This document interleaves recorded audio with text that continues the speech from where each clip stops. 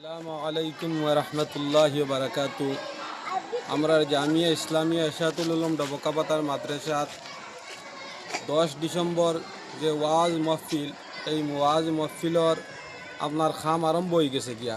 আইডে এই দেখেন আমরা গেইটর খাম আরম্ভ শুরু হয়ে গেছে গিয়া।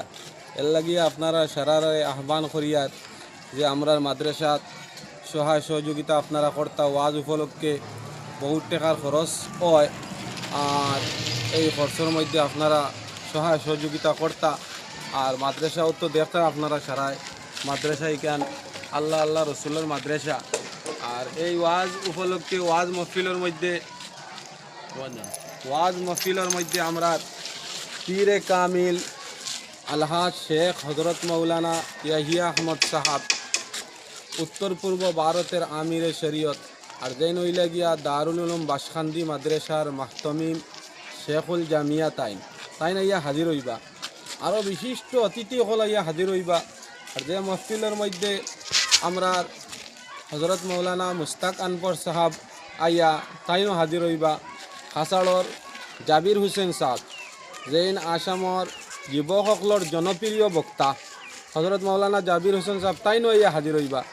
আর কারি আব্দুল মতিন সাহাব মৌডঙ্গা মাদ্রাসার তাইনো আইয়া হাজির হইবা। এর লাগিয়া ইনশাআল্লাহ এই অঞ্চলের মধ্যে আপনার ওয়াজ এই জামিয়া ইসলামিয়া ইরশাদুল উলুম ডবকার পাতার মাদ্রাসা তো বড় ওয়াজ হয় আর বহুত মানুষের সমাগম হয়।